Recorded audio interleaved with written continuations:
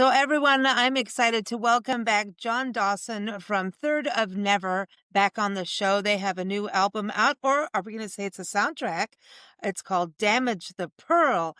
You're not supposed to do that, John. Well, they get in the way and stuff happens. I love this.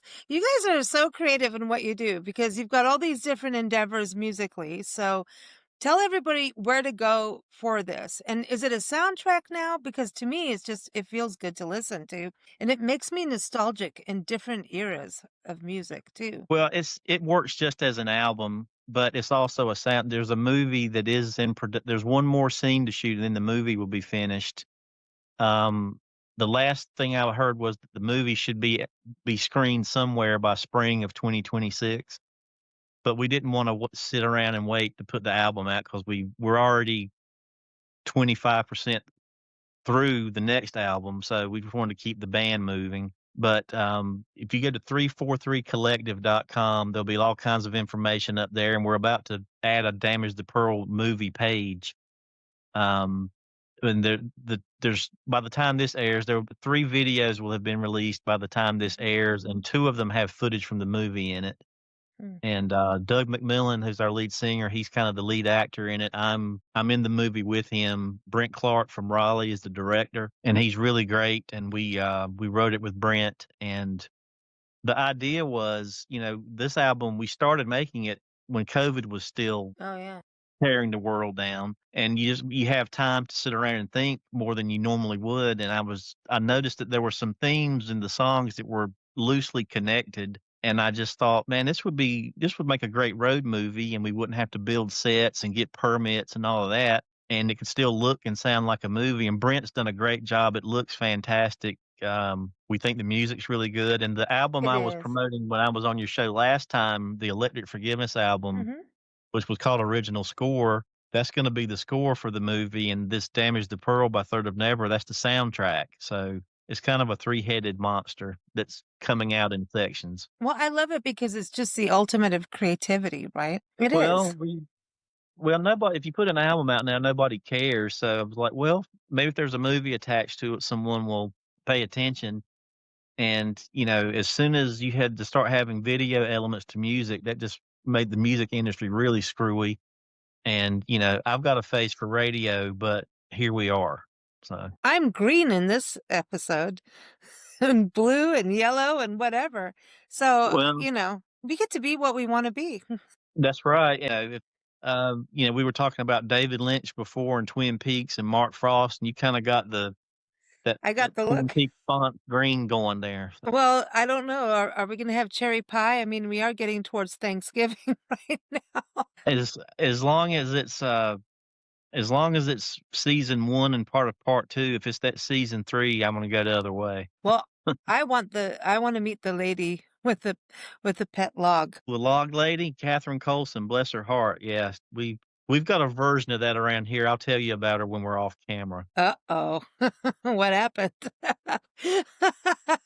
Well, And okay, so Third of Never, please tell everyone that is not doesn't know you yet from our audience, Third of Never, how that name came to be. I was in college and I read a story. I think it was about Patti Smith's husband died, and I think she read a poem. She either wrote a poem or read a poem called "The 10th of Never." And I'm like, well, that's a great name. I just changed it to third. And I think there was a song called "The 12th of Never" that may have been 10 years after the band started, someone said, "Oh, Donny Osmond had a song called "The 12th of Never" or something," but Mhm. I just like the ambiguity of it. It could mean heavy music, it could mean kinda psychedelic, ambient, and we try to if you listen to that record, the album is a soundtrack, but also people listen to playlists now, and to me, I wanted to just make an album that was like a playlist instead of, "Here's an album and every song is in the same style." I've never really most of the albums that I like, you can tell it's the same band, but I like different stuff on a record, so this was one way to get away with that. I love the album. Tell everybody about who's doing what, the band in there, because you guys have like I said, it's like nostalgia to me, yet it's still fresh and new. You know how things cycle around through history. And Right. when I listen to it, I'm like, oh man, this just feels like home. That's the best way I can say it. Is Well, it good? I hope that's good. that's fine, yeah, I mean, um one guy, the Jam Records, the guy that, the little label we're on, he described it as experimental power pop, and I'll take that.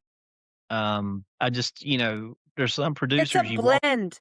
We are on Big in. Blend Radio. It's a blend, a fine Yeah, blend. right. I mean, there's some producers who wanna do everything the way the Beatles did, and I could care I don't they let the Beatles do their thing. You need to be a little pompous and try to do something original. And that's what we've tried to do. I'm Yeah. sure, I mean, some of the bands that's been compared to, um, I don't mind, so that's a good thing. I've heard The Who, REM, I've heard Afghan Wigs, I've heard Echo and the Bunnymen. Mhm. Um, Could hear that. I mean, I have, I have yet to hear a comparison that made me wanna walk out in traffic. But as far as who's doing what, Mhm. Doug McMillan from the Connells is our lead singer. I play guitar and a smattering of other things on the record just because some of the things started in this room and then we took them to the studio. Jody Haskins is our bass player, backing vocals. Charles Cleaver is our keyboard player. He sings a little bit. And Brandon Ruth is our drummer. Mm. And there's his kit right over there, if you can see that. And it's a great unit. Everybody gets along. There's no Usually in any band, there's gonna be at least one, pain in the tuchus, and so far, one has yet to rear its head with us, and, John Bundrick from The Who plays keyboards on everything that I've done professionally. He's on the Mhm. album a little bit, and, Steve Kilby from The Church does a duet with Doug and Tara Tish Wallace on the song "Rolling Down a Hill." He's in the video for that also. And, I've always loved his work with the church, and I thought that song needed kind of a film noir voice to it, and when I think film noir and rock, I think Steve Yeah. Kilby. I think that's what it is about your sound because like I said, it feels like home, but it's interesting, Thank right? you. Does that you know what I mean?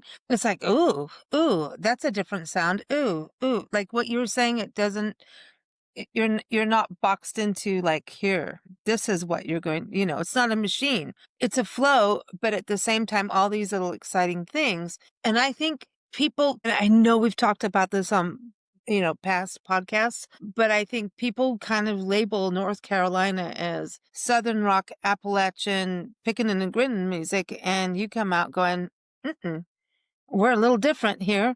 And I think that will catch people by surprise, for people who are out of the area and maybe even in the area. I don't know. But I think it's cool to just do what you want to do. And I like that it feels like sounds that but it's different. I like that. And I don't want it to be labeled. Yeah, people, they say they've had a hard time categorizing it, and I like Good. that. And I'm self-taught, so I'll show someone what I'm playing, and they have to tell me what key it's in or and Mhm. that's probably why it sounds if someone said, "Go figure out how to play Louie Louie," it would take me an hour, whereas I could come up with something pretty quickly, but, I'll never be in a cover band because it's just too hard for me, I can't do it. Well, you're an artist. Why should you Well, do it's it? not that, I don't have the skill set to I would love to be able to somebody say, "Oh, this is in, G sharp or flat or whatever, let's go." I I can't do can't that either. yeah, I'm not I can come up with As a stuff. singer, I suck at like go, "What key are you singing this?" I'm like, "Pick one." Yeah, Then I get I have myself into trouble. Well, thankfully, Jody and Charles, they know all that. "Oh, that's in this key, and you're doing this, and you're doing this," and they know how to translate, so I'm in a nice cocoon surrounded by actual musicians, so it works out fine. How did you all meet? Jody, I was in college, and, my future brother-in-law happened to run into him somewhere, and he said, "John's looking for a bass player," and I guess Mhm. he knew Jody played bass, and he showed up and played with us, and even though my guitar style is kind of strange, he just we've always had this thing where no matter what I'm playing, he knows how to make it sound better and just basically play he kinda plays lead bass, if we're being honest, and actually on the Mhm. album, I need to get you a copy of the vinyl or CD, whichever you prefer, and, he's credited as lead bass on several things. Um and Awesome. Brandon, I found myself, in an office at a work situation, and he was 2 desks down, and I made a music reference that usually no one would get, but he laughed at it, and I just looked at him, I said, "You're a musician, I bet." 'cause I made, like, a really obscure Steely Dan joke about something, and he turns out he was a drummer, and he was voted, like, the number 1 or 2 drummer in Buffalo for several years running when he lived up there. Charles Cleaver was represented let me get my words straight here. Tim Harper from the Connells, he's their sound manager and sometime producer. He recommended, Charles Cleaver to us because Steve Potak from the Connells was our keyboard player along with Rabbit, who guests, and then, Potak moved to Colorado, and Tim suggested Charles Cleaver, and Charles Cleaver's amazing just like Potak. You can play him something, and within 12 seconds, he's got a part for it. Wow. And Doug, I heard a Connell's podcast, and, the interviewer was referencing a show the Connells did in Europe. It was like a football stadium or something like that, and they were playing to 100,000 people.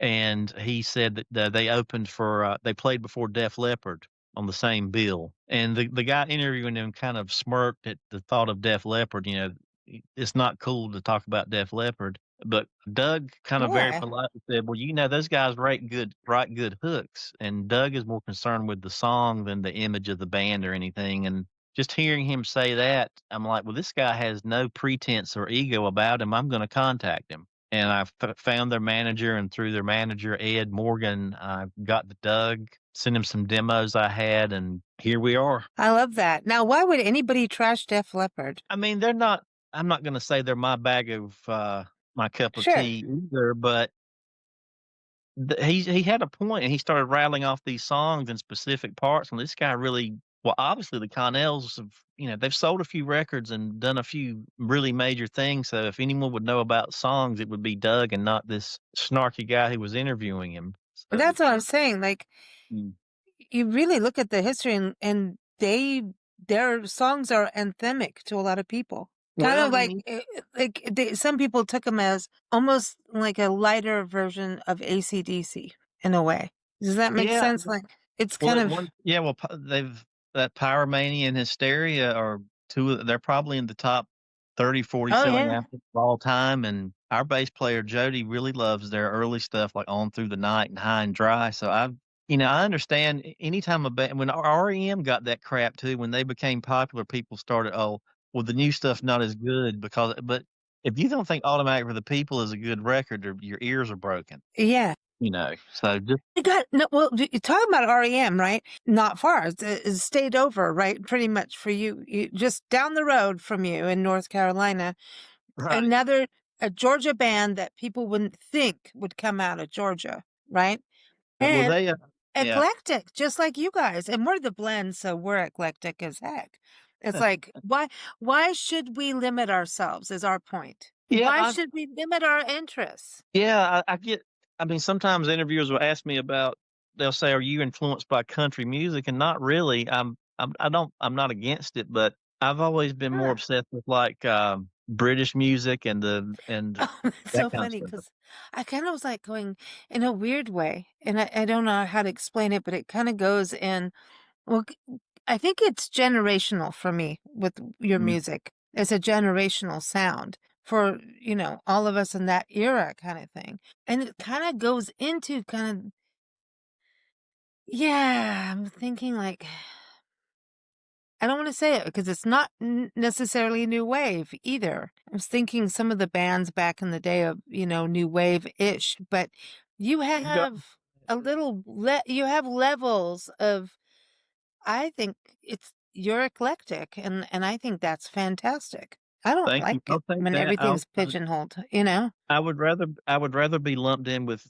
new wave influences than classic rock, and I own a lot of classic rock, but I love classic rock, but it's overplayed on the radio now, the well, same that's the songs. thing. Yeah, that's right, and a lot of those bands continue to put out really good music, but if it didn't come out when a certain group of people were in high school, these playlists and whoever the computers that program them won't play it, and you've really got to be a music fan now, you've really got to pay attention, and because 'cause I've played some stuff for people and like, "Man, I love that. Who was that?" And I'll say, "Well, it's the Who put an album out in 2020." "Oh, I didn't even know." And then they like it, but if you people tend to get lazy, and if it didn't come out when they were 18, not pay attention to it, and I've never understood that, but I'm weird. Yeah, no, no, no. It's like to me, I was saying this on an interview earlier today.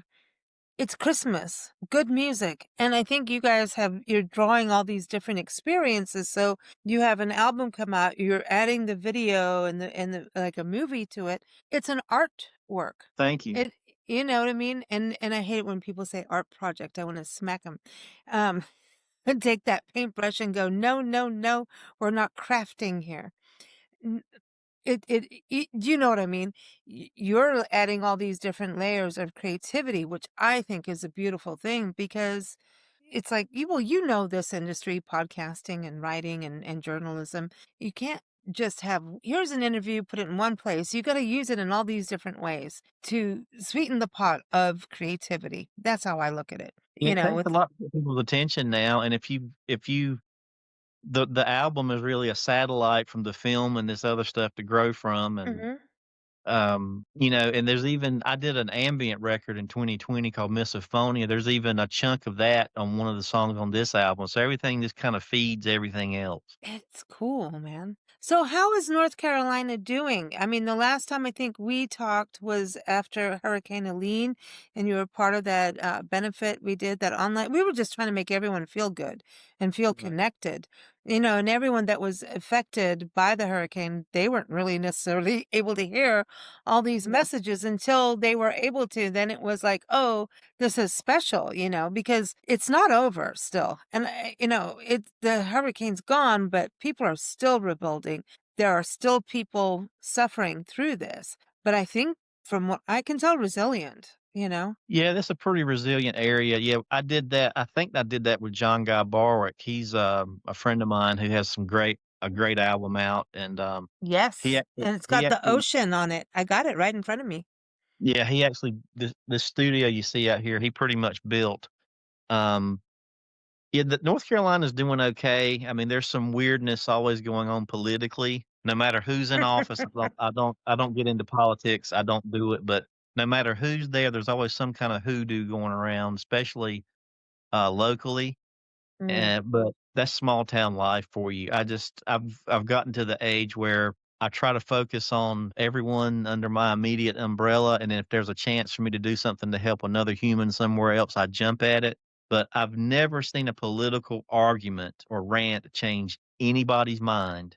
mm. And if you want to do it, that's great. Knock yourself out. But I have political beliefs, and really, at the end of the day, all you can do is vote. And if you've got close friends or family that you can have a conversation with, talk to them. But as far as just going online and spewing something about something political day in and day out, I just don't think humans are built to process that much vitriol. Because before the internet, we would deal with the stress and drama that we experience firsthand. Now you're getting it from all over the planet 24 hours a day. It's not healthy. Well, it's changed a lot. I mean, social media has changed over it in so many ways. Social media was connectivity, and then it became I mean, it still is, and you can post things and hope people see it, depending on what, the advertising thing is going.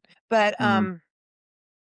I think a lot of people over the last couple years just signed off, Yeah, it's and like they just signed off. It's too much. It's too it makes you angry, and you're trying to just survive in the world and do more it's than like survive and thrive somehow, like what you guys are doing with your music. it's almost like trying to if you try to absorb and process all of that, it's almost like trying to jam 100,000 volts through a 10,000-volt cord. After a while, something's gonna short circuit. And I'm not Mhm. saying don't be informed and just stick your head in the sand, and if there's something you can do to make something better, do it. But as far as just this constant barrage of, I know Anger. so and so is a scumbag, you don't need to tell me 800 times, I got it, I know. So, but Yeah, it's getting a little, finger pointy.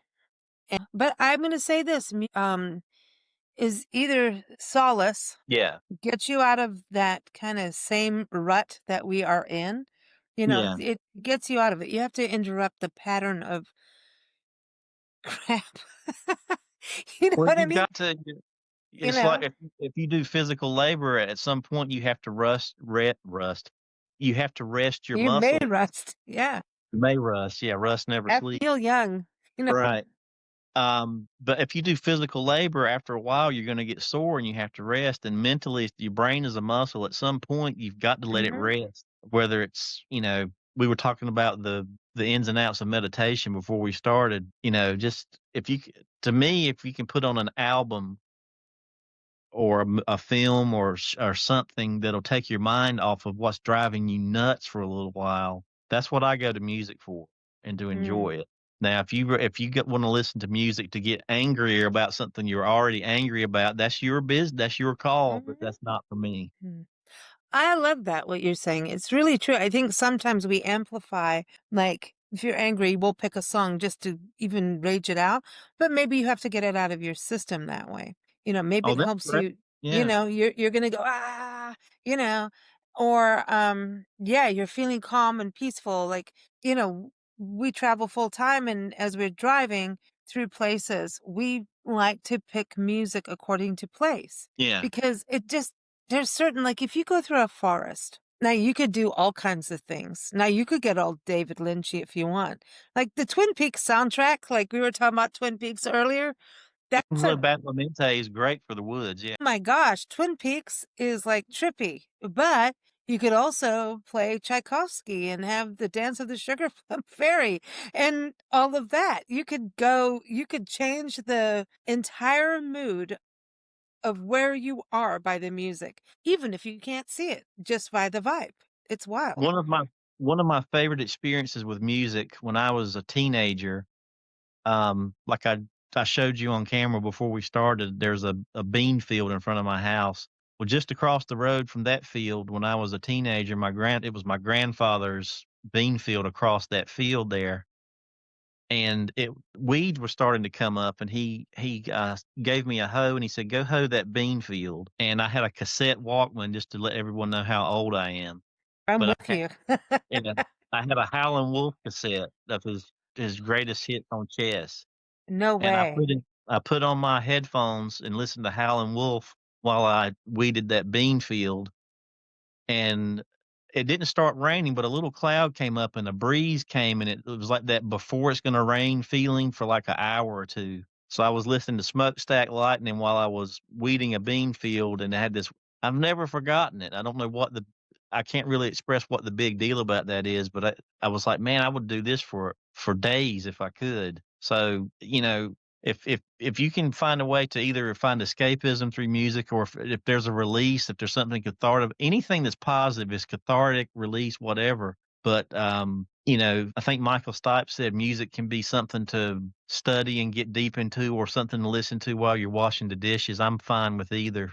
If as long as they like it, that's fine. I'm with it. That's the reality. Like I know just driving. I mean, I was telling you, as before we were recording, I drove through the night, to our next destination. And it was like if I didn't have the right music, and I listened to everything. I was listening to Graceland from Palm Springs, from Paul Simon as I was dodging deer on a highway at night. I'm going, this is crazy. This is not Graceland right now, you know. But there's something that once a song gets under your skin and into your soul, your being, your heart, all of that, once it's in, it becomes part of your life. It becomes part of your language in life. It becomes part of a go-to. Like we were talking about, oh, you're angry at something, we're gonna play this song, or maybe you're feeling good, or maybe you're sad, and somehow we play sad songs when we're sad. We're weird human beings. We are weird. But music becomes a soundtrack to your life. How do you guys put together, like, okay, here's the music, here's the film? Where does the conception start with this? Because I mean, this is a mass project. Well, the songs were written to with the idea of like, well, this is gonna be our next album. And when we were starting to round third base on the album, it just became apparent to me that there was a loose connection that I thought would work great for a film. And I'm thinking, well, like I said earlier, if you just put an album out now, nobody cares. I mean, major acts, they'll put an album out and people might pay attention for 12 seconds and then they're on to the next 80 things that come up in the next 10 minutes. And I just thought, I used to write for a newspaper and I still write a column, a humor column on the side on my website.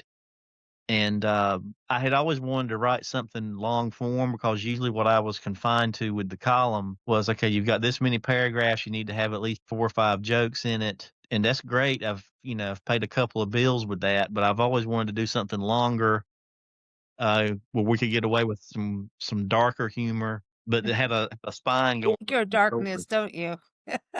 Well, um You don't have the light without the dark. Well, I mean, to me, it seems like darker humor is the jokes are even. I even look at some of Mel Brooks's humor as dark humor, even though it's very silly. The jokes in Blazing Saddles are there's kind of a darkness to them, but there's seems like those are the ones that you can feel in your stomach when you're laughing are a little darker. I like really silly stuff too, but it was an excuse to do something long form, and I've always wanted to. And the guys in the band too, we've always wanted to score a movie. I had one piece of music from that Misophonia album I mentioned was used in a short film. It's on YouTube called The Age of Anxiety, and it's this little a woman from, I believe Russia. I believe that's where she's from, used it. She made like a little 6 or 7-minute kind of spooky horror film thing, and it was pretty interesting, but it was really cool to see the music used with the visuals, and that was kind of the seed. I'm like, "Well, this little 6 or 7-minute thing is cool. How about if we just did let's do a 75, You just 90 went for I mean, you're in the South, you don't really you'd rather have too much food than not enough when you're feeding people, so that we just went about it that way. That apparently in middle age happened to me in the South. Apparently, over the last year, it's like this you hit this certain mark, you go up that hill, and then you roll right down it. Yeah. I'm gonna say the South and, chicken. Well, I'm just the metaphor I was trying to make there is like Yeah, if I you have know, people just kidding. you know, people coming over for supper and like, "Well, we think," Have you know another one.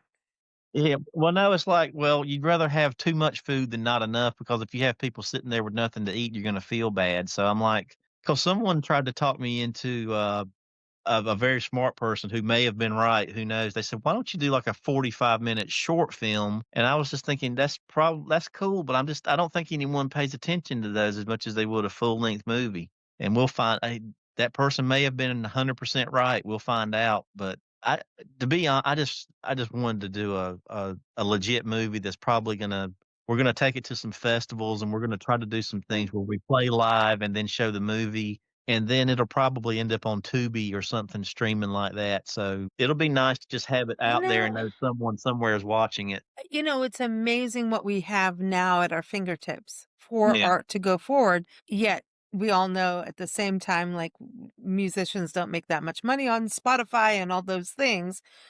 So, none of it is but we have these things at our fingertips, right? So it's kinda Well, odd. it's good and bad because the mechanism that allows it to be at your fingertips also means instead of there being, 100 bands to compete with, there's, 100,000 bands to compete with, and, music's not a competition, you're competing for people's attention, I guess is what I mean to say.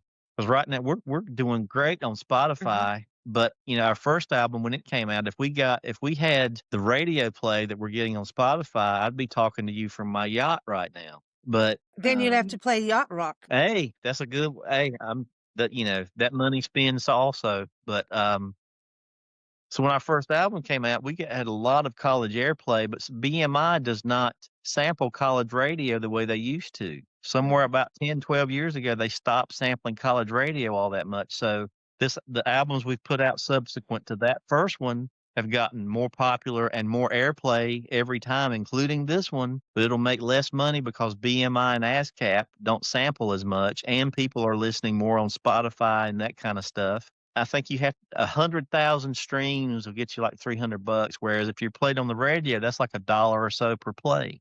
And I'm sure the record companies had something to do with this, Shanghai that's going on because they're getting the same money and, but then again, nobody put a gun to our head and made us do this. We do it because we're dumb and want to do it, so that's Yeah, why. but yeah, you have to follow your passion, right?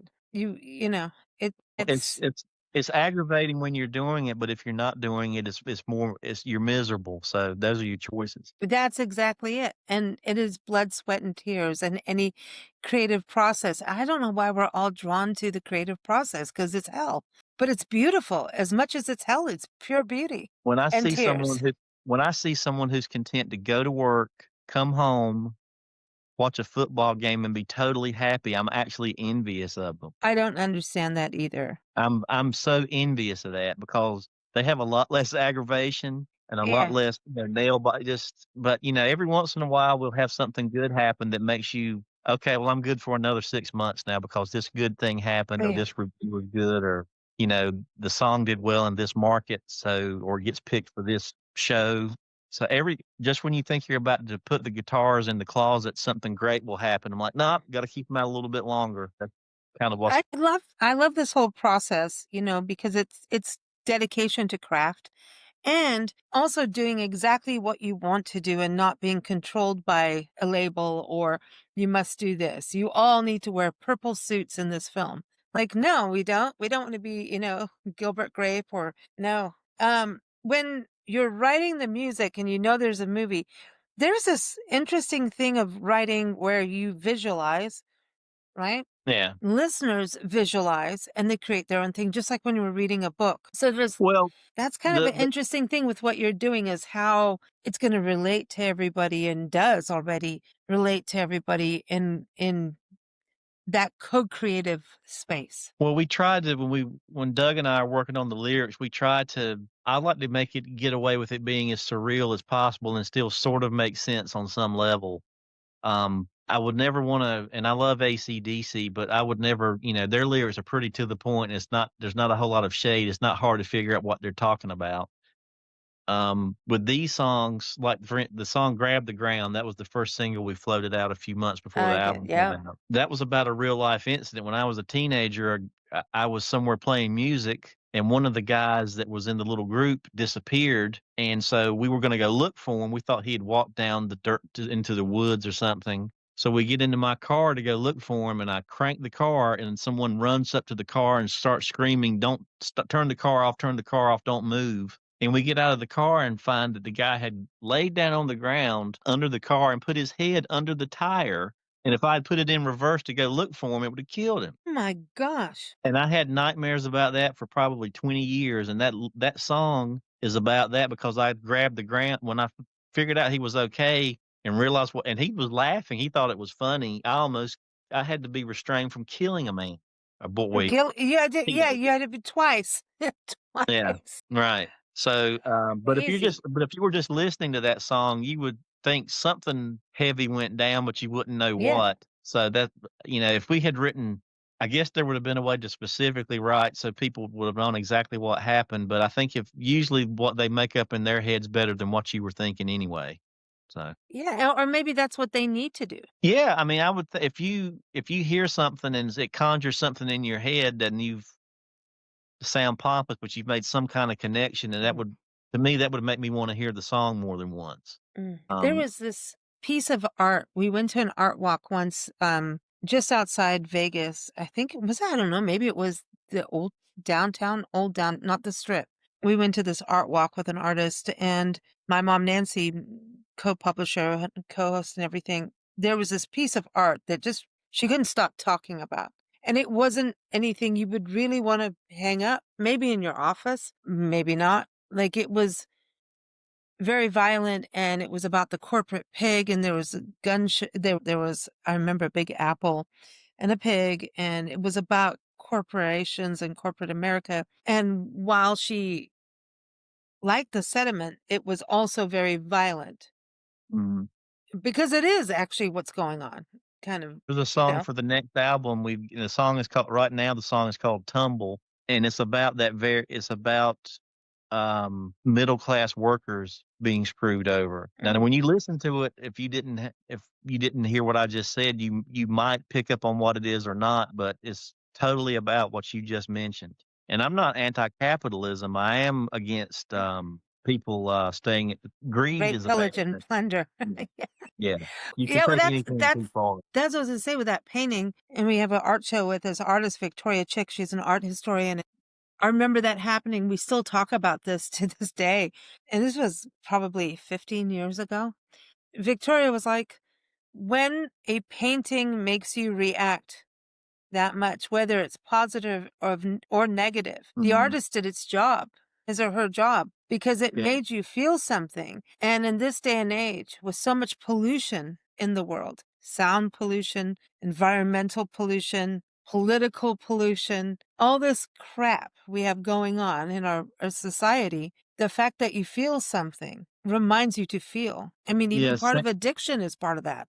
People don't want to feel. Yeah, sound pollution is a big thing with me because, well, the album Misophonia, that means fear of sound, and I was in a restaurant maybe a month ago, and the guy at the booth next to me pulls out his phone and starts watching a movie full blast in a restaurant, No, and I no. looked at him, and he just paid me no mind, so I took mine out and pulled up a Richard Pryor routine and let it blast wide Oh, open, he and so didn't burn himself at that point, right?